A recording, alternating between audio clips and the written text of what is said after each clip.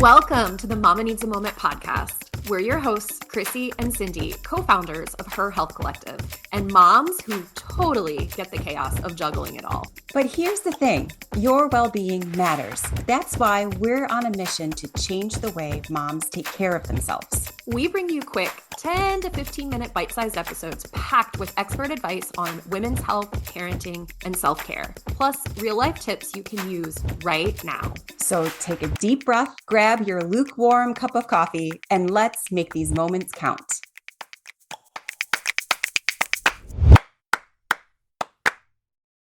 HER Health Collective hosts 4 expert roundtables each year, diving into the topics that matter most to moms. These discussions are among our most popular episodes, bringing together professionals from diverse backgrounds to share unique insights and collaborate across disciplines. Our roundtables are designed to foster a more holistic model of care, expanding expert networks while emphasizing the power of collaboration. Today, we are exploring how moms lead at home, in their careers, in their communities. Our panel of HER experts will share their perspectives on leadership, self-care, advocacy, and the evolving role of moms.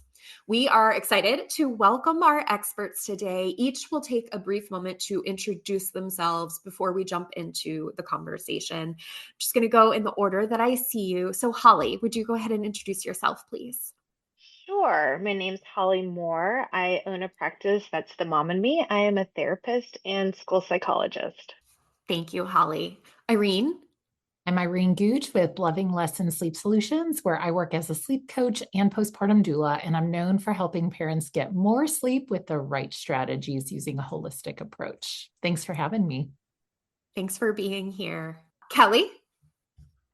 Hi, my name is Kelly Smedley. I am a psychiatric clinical nurse specialist, and I'm the owner and founder of Waypoint Counseling and Maternal Wellness. We are a practice that focuses on maternal mental health, providing therapy and medication management.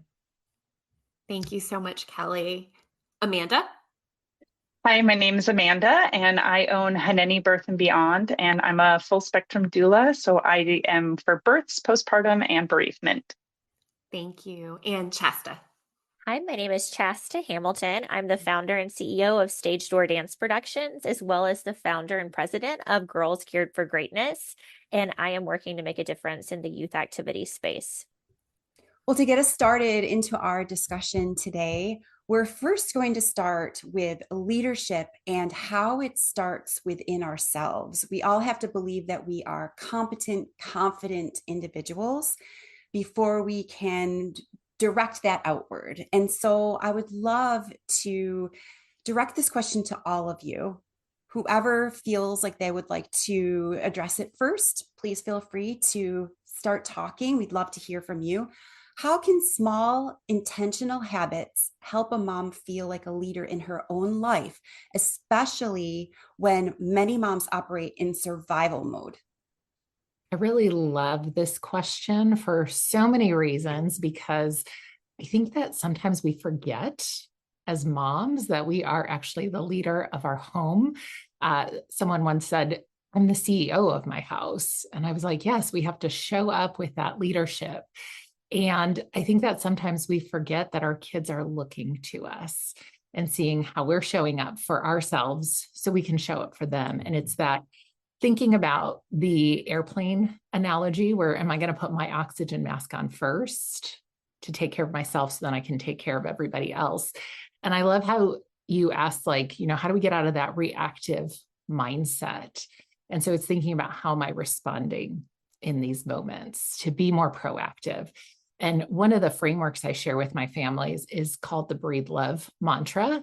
And it is actually a tool where you really just pause and you take a moment to have some awareness and you breathe. And then love stands for I'm going to listen, observe, validate, and empower the situation. And I think oftentimes what ends up happening is we don't think that's enough, but just pausing to have awareness can make the biggest difference. Because I think that sometimes moms put this expectations on themselves that I have to do so much, but it might just be shifting our thought, shifting our habit around it. to help us feel more rested and be able to respond rather than react. What I've seen in my practice with clients is, and just my own experience, I'm a mom of 4, is being intentional about finding time for yourself and being intentional about building those habits into your day, because when you feel in control and feel that balance in your own life, when life happens with kids, as we know, they get sick, things happen unexpectedly, you feel much more grounded and capable and confident that, okay, it might be a bad day, but if I am getting my needs met with these little routines that I'm starting and implementing on a daily basis that make me feel like me, then I'm able to handle those unexpected stressors a lot more easily. And something I think comes to mind when I think about these like small incremental habits, part of that practice is kind of grounding ourselves into the space that we're in, because so much of parenting feels nebulous and it's happening to us. And so I find that like, making the bed, which I don't always make, making the bed or like putting my hand over my heart just to kind of remind me that this is my body. Like these are my choices. This is my space. And taking a breath with that kind of anchor me a little bit into not getting caught in the flow of the expectations and the information that's coming at me. I say that as a mom of 3 living in a neurodivergent house. It is a constant practice.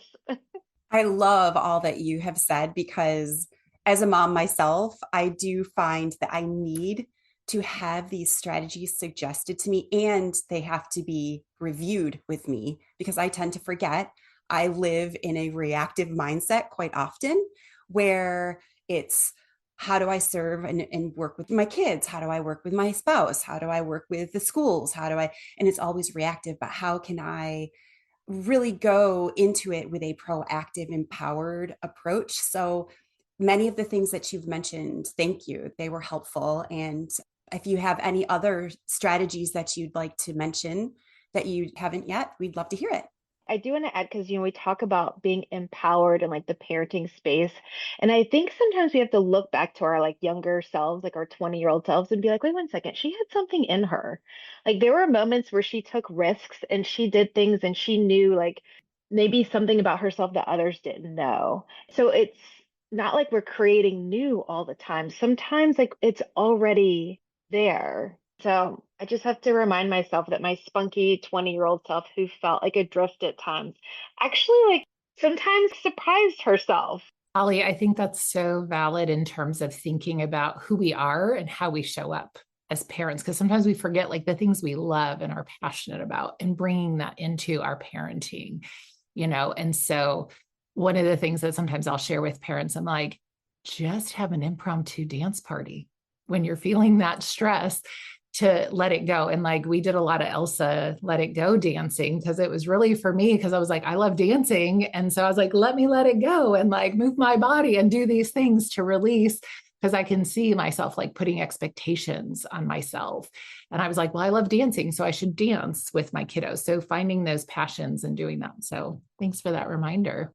Irene, the word expectations on ourselves, huge, so huge. And I think going along with that struck a chord with me, is adjusting expectations, right? Like your 20-year-old self looks a whole lot different now as a mom who's aging, who has hormones, maybe actually entering perimenopause. And so to expect that you have the energy and the drive to do the things that you used to do when you had no responsibilities or very little responsibilities is not fair to yourself. And so I find that moms who adjust their expectations, not necessarily setting the bar low for themselves, but just giving themselves that reality check of, where am I right now? Where's my body right now? Where's my time right now?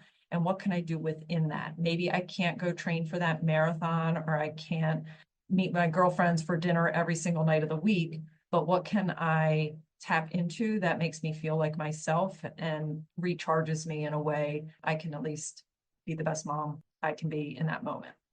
That's great, Kelly. And I don't want you to go very far, because I do have something more to ask you. How can setting boundaries and learning to say no help mothers be more successful at home and at work? Boundaries, that's one of my favorite topics. I like to remind people that no is a complete sentence. So learning to say no and the art of saying no is very important as a mom. Too often, we know moms feel pressure to be the perfect mom. They put everybody's needs ahead of their own, and they don't prioritize their mental or physical health.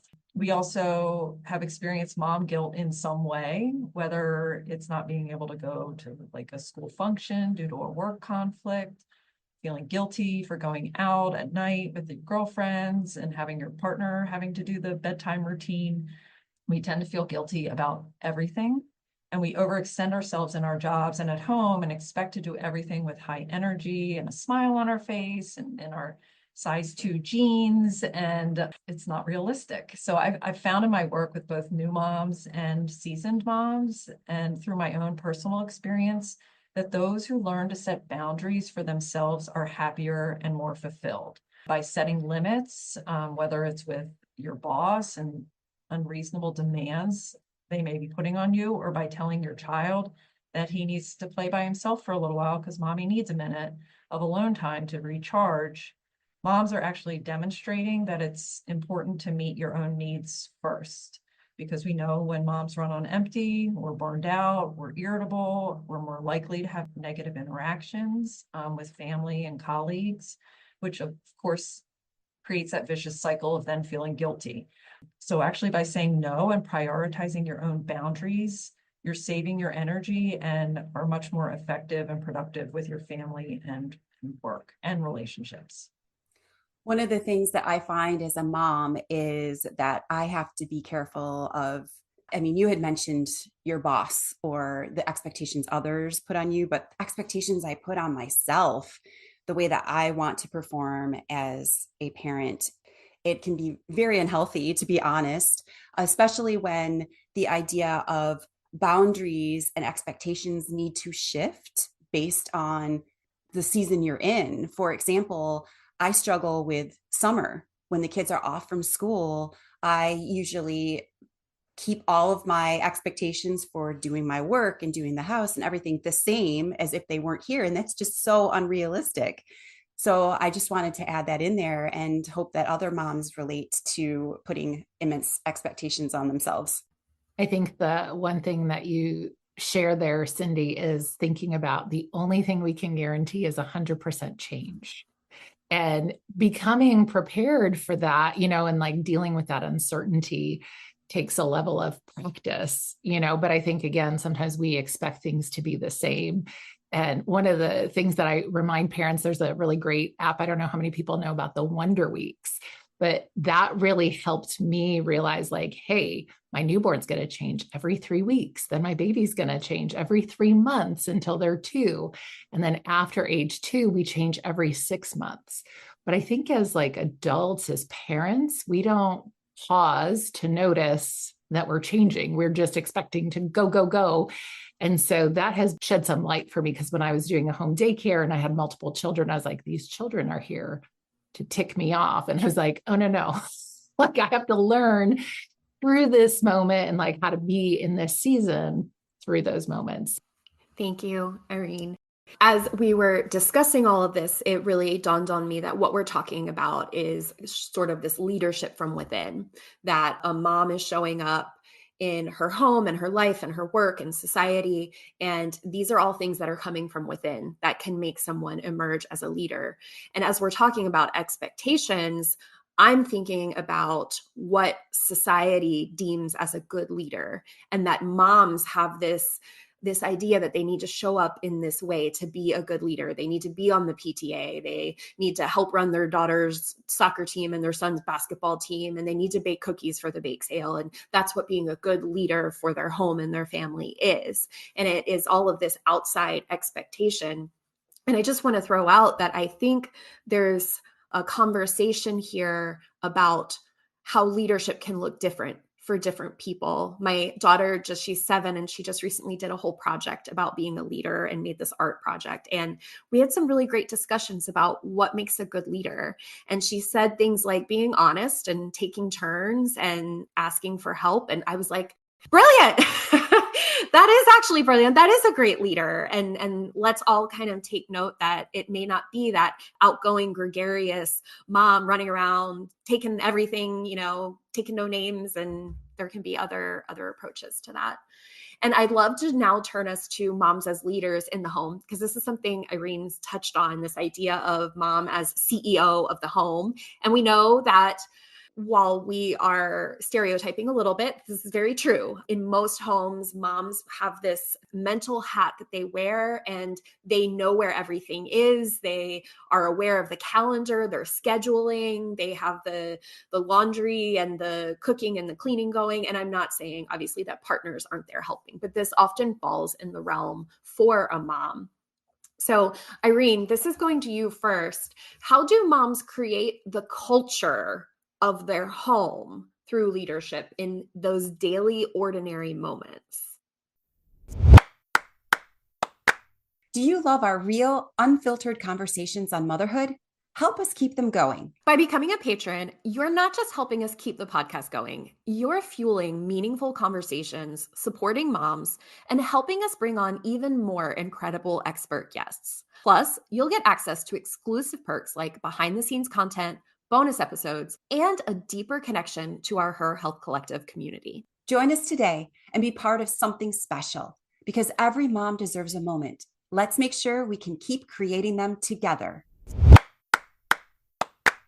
Yeah. So I think about leadership is oftentimes it really is about listening and noticing, and moms can be really good at that and they see that, but sometimes they don't voice what they need or where they need to maybe ask for help or delegate. And again, it comes back to some of those expectations we put on ourselves. So I think one of the things I encourage families to follow through with is like the sleep principles, where how am I showing up? How am I leading? How am I establishing environments that support me? How do I empower those in front of me who can help guide through that process? And then how do I play? Because I think that sometimes we forget that as leaders, we're going to make some decisions. And I think that one practical tool that parents can walk away with is like, how do I make a decision around like what feeding and sleeping looks like in my home? And then we show up and like we just follow through with those things that we have taught our little ones. And through that repetition and that practice of those rhythms and routines we create, it, I think, eliminates a lot of the mental clutter because we've already made a decision. Because I think what sometimes happens is as moms, we keep thinking about like, well, what are we going to eat? Is my baby going to nap? Are we going to make it to the play date on time and things like that? So oftentimes we're navigating and doing all those things. So creating systems and routines that support us can be really beneficial and helpful. And then having those conversations with our husbands, our partners, and those caregivers who are supporting us as well. So having your community of people so that you're not doing this alone. And I think it's those little habits that we create along the way to help us be able to have better leadership in our home and to have the home flowing more smoothly. Because I find that like it is those ordinary moments. It's just the play moments that we have and having a good time through it. You mentioned habits, and I wonder if you can touch on this idea of habit stacking and what role that can play in helping moms to actually connect with their children, with their partner, to delegate, to lead within the home. Yeah. So I'm a big fan of delegating like cleanup time to our children and doing that with them, because one of the things sometimes we don't make time for cleanup, right? Because we're running off to do the next activity. So sometimes I'm like, what if we were to pause and just recognize like, hey, we need to clean up the toys before we transition. So encouraging our children to be a part of that process. And I even bring in newborns. I'm always saying, okay, let's put away the mat. We're going to say bye-bye mirror. We're going to say night-night, and walking and talking them through that process. That is building those habits of teaching them, hey, we're going to be done with this. We're moving on and transitioning to the next activity. But I think that sometimes as moms, we don't think about the transitions, and transitions are a great place to habit stack. Because otherwise those roles fall on us. Like we end up doing all the cleanup because we've moved on to the next thing and we haven't allowed time and space for the cleaning up to happen. And I think in those ordinary moments of playtime, there's so much learning that can happen, like sorting and learning colors and connection that move us through our day. And so I just find that those things build up throughout the day. And then if we can have fun with it, it makes a huge difference. I love a good dance party or bubbles to kind of help us transition. Oh, absolutely. And the transitions are always the most difficult time, right? So if we can habit stack it and make it sort of this pattern within our home, what a relief for all of us. I have a lot of clients who they don't want to lead. They don't want to be CEOs. They feel like that this has been like title's been placed on them without any kind of say. So I just wanted to kind of mention that for a minute because that resonates with me. Like I don't really never thought of myself as a leader, and now I am a parent and I guess a default leader. And I think that one of the things when we talk about habit stacking and rituals to kind of go along with what Irene was discussing and culture in the family, one of the things that we do, and I'll just share a personal example, is we listen to every morning. I listen to Billie Holiday. It is like she grounds me in the morning. Her voice grounds me. I can't imagine a morning without her. I've probably listened to her for years now. And so I think that sometimes not labeling, not having to include language, and then just being able to exist in this space and your children observe how you show up in a way that feels like it connects with you, that feels right, is a way that you can also lead without feeling like you're having to add a lot of language. I think the hard part, and I love what you brought up, Holly, because sometimes where I'm like, I did not sign up for this role. I'm not interested, like to be fired, please. But I think too, it's like learning to just be present, be still, and be who I am. And I think that parenthood gives us that opportunity to explore that, but sometimes we don't always recognize that. And it isn't about the doing, it's about the being in those moments. And I think that just can make a huge difference. So thanks for sharing that perspective. So important.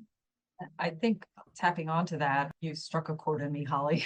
When you become a mom, like no one tells you all the things, all the mental load, the fact that you now not only have to figure out what you're eating, but 3 meals a day, 7 days a week, plus snacks for, however many kids for, 17, 18, 19 years. That's a lot of food to think about. And that's just food. That's just eating. That's not something that anybody signs up for. And I think part of being a leader is kind of showing the reality even to your kids that like, I don't really enjoy cooking or planning meals. I'm doing it because I love you and I care for you and I want us to eat reasonably well. And that in and of itself, doing the tasks that maybe are not pleasant or not your first choice is actually showing leadership qualities to your kids and your family. So I just wanted to mention that sometimes it's in these kind of invisible ways that we don't even realize ourselves that we're doing, that kids are seeing that like, okay, well, my mom doesn't really like to put the laundry in or figure out what's for dinner tonight, but she's doing it. And that's what leaders do. And sometimes we have to do things we don't want to do. I love that. And something that we didn't touch on, but I feel like it's alluded to in this past little bit of the conversation here, is that so much of this is just put on us. We didn't sign up for it. We didn't say, yes, I want the CEO of the home role, but it was just kind of put on us. And what I'm kind of realizing is part of being a leader in this scenario is also knowing when to say, I need help. And I'm going to reach out to my partner or my mother-in-law or hire someone if I have the means to do so, because I need something off of my plate and I need my partner to step up and help me more. So I think that's a big role that we're kind of alluding to, all of this stuff that was just put on our plate. But also as a leader, we need to know when to step off of that and kind of ask for help and just say, this isn't important to me. So on that note, talking about what is and isn't important to someone, Holly, this is going to kind of go to you first. How can moms be more intentional about defining their values and what's important to them and integrating them into their home life through both their language and their actions? I love this one. Speaking to values is not something that for the first many years of a parent, I didn't really think about that much. And now, as I've kind of evolved or just realized I needed to root myself in something, it had me kind of assessing like, what are my values? Like, why am I making the choices that I'm making? Because I'm passionate about things and you can feel it in your body, the things that kind of drive you, whether it's a choice to make a peanut butter sandwich or use gluten-free bread or refrain from listening to songs with curse words in it. I don't know.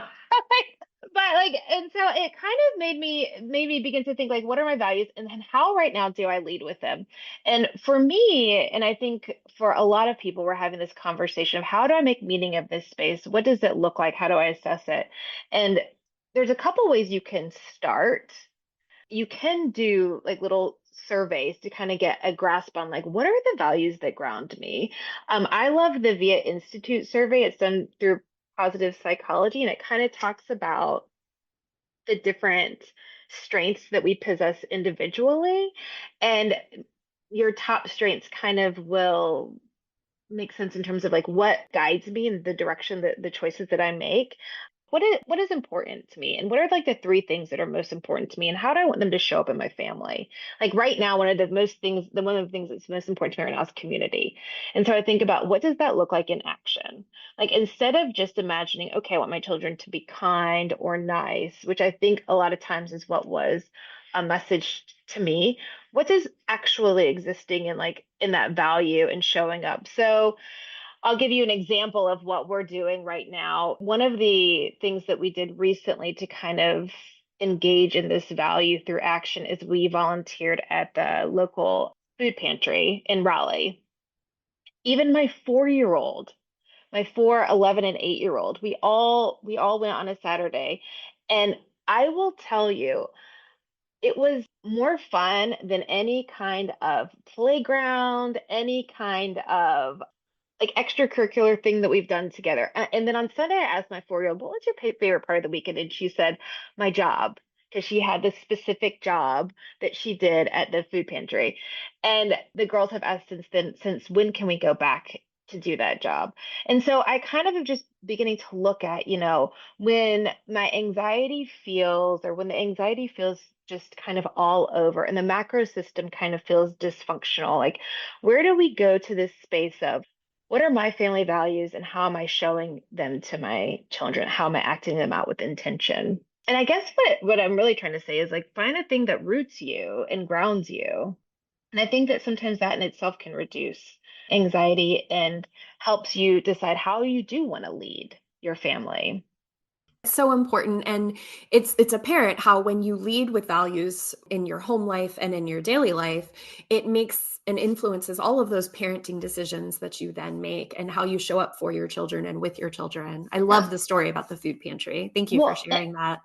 sure. And you can kind of shed the things that don't matter to you anymore. You can decide, like, once you realize what your values are, you can kind of decide, like, what does align with that and what do I let go of? And I think that letting go and like speaking to and the boundaries, like when you know your values, then you can kind of establish what you want your boundaries to be around things that don't align with them. There's a freedom in that, right? Like when Ah, you identify like, okay, I'll give an example. For me, like, there's always the moms or the parents that, go above and beyond for holidays, Valentine's, Easter, Christmas, Thanksgiving, everything is a thing, birthdays. And I'm the mom that like runs to Harris Teeter on the way to school, which I'm probably running late and I'm dropping off the store-bought cupcakes because I don't value that and our family doesn't. And that's fine for people who do, but like at first I felt like I'm doing something wrong. I should want to bake a cake for my kid's birthday party. And then when I defined like, no, I would much prefer spending my time and energy elsewhere in things that fulfill me and my family as a whole, it's very freeing. Once you kind of define that for your family, like community service or how are we going to spend our time as a family? Is it, going to all the sports practices, traveling, doing travel ball and if that's what the family values and it's working for the family, wonderful. But for families that it doesn't, it's very freeing to not feel like we're missing out, or we should put our kid in the, 5 million activities, but we actually value like our alone times on the weeknights. And so it's freeing, just keeps coming to mind, that word. So I just wanted to add that. Thank you. I love that you share that. And I think it kind of gives you also like direction. And so like one of my values is like appreciation of beauty, which is just like being outside. And so like you share that with your family and you can incorporate it. And then when you know your family's values, then you can like, all right, like how are we going to highlight that? Like what does that look like in action? I think it allows our children to get to know themselves too. Kelly, as you were saying that, it was making me think about talking about the habit stacking where we make the decisions for our family around like, hey, this is how we do things in the Gooch house. We've made that decision. There's just a lot more freedom. We don't have to continue to compare ourselves. And then you can just live in that moment and just be and show up and be passionate about the things that you're doing. And so that was really great insight. I absolutely love it. I love the move away from maybe comparing what we're seeing other moms do on social media or on TV, and instead just knowing that my home life, my motherhood experience might be different. And then that is okay. It's actually kind of a beautiful thing when you really embrace that. I just wanted to second what Holly was saying too, and Kelly, about strengths. I read a book early on in motherhood called Strength Finders, and it was really about highlighting your strengths and finding people to fill in the gaps where you're not maybe good at something, instead of trying to do everything at a 10. If you have something at an 8, like make that a 10. And if you have something at a 5, well, find somebody that's an 8 for and bring them in. And I think by doing that in our lives with my 2 girls, it showed them that they don't have to do everything perfectly, that there's other people that might do things better. And that's how we build community. Thanks so much, Amanda. Thank you, everyone, for your insights today. It's been a pleasure to spend time with you and to hear all of your expertise and knowledge and smarts in this area. That's a wrap. You carved out a few moments just for yourself, and that's a big deal. We understand that time is limited, but we've got your back, which is why we keep these episodes short, sweet, and packed with goodness. Don't miss a thing. Hit the follow button so you're always the first to know when a new episode drops. If you had as much fun as we did, let us know by leaving a review. And remember to let other moms know that we're here doing motherhood alongside you. Grateful to share a few moments taking care of you.